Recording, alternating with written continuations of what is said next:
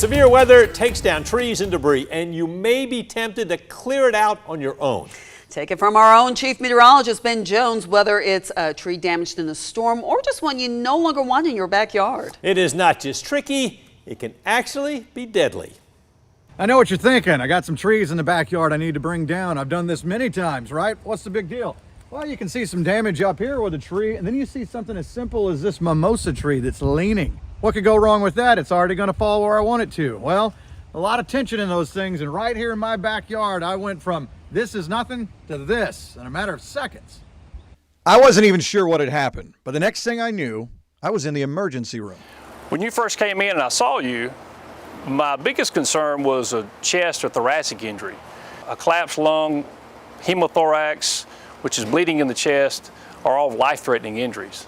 Dr. Dennis Holder and the team at Navicent took great care of me. Turns out I had cuts, bruises, a shattered shoulder blade, and a wicked bump on the head. As painful as it was, I was lucky. If it moved over a few inches, you're talking hitting the spine and paralysis. Or the head. Or the head, direct head injury. If it's been a bigger tree, you could be in more than just that. You could be in a big box. Sean Montgomery has 40 years of tree cutting experience. There's a lot of things about cutting a tree that the average person just doesn't know. I showed him the pieces of the actual tree that hit me. The weight made this tree break in half or split as it did with you, and that's called the barber chair.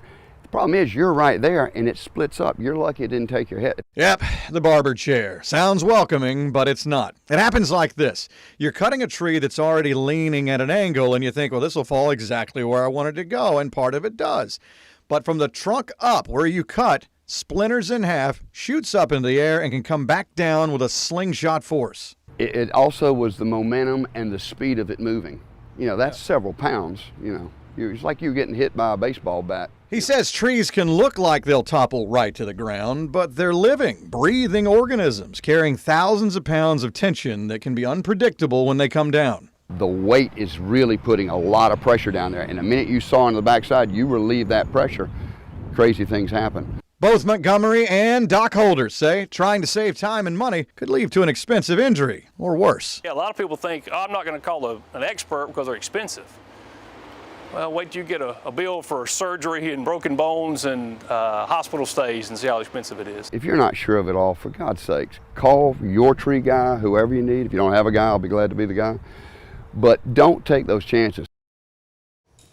I can promise I have paid more in medical bills and time lost doing things that I want to do than I ever would have paid a professional to get those trees out of there. So to learn more about being safe taking out trees, including the #1 most dangerous tool, a chainsaw, look for the story on our website, 13wmaz.com. And guys, the thing that has bugged me the most is, you know, I cannot sit still. Right. And so the whole thing was to replace this fence back there that was needing to be replaced. So I got to get these trees, and now I just sit and stare, and I can't do it because I'm not wearing the sling. Right. Because it's like a broken rib. You can't do anything for it. Right. It just It's hurts still all healing. the time. Yeah, I'm just glad you're still with us, man. I am too, man. And he actually even knows what he's doing, so we're back right after this. Apparently I don't.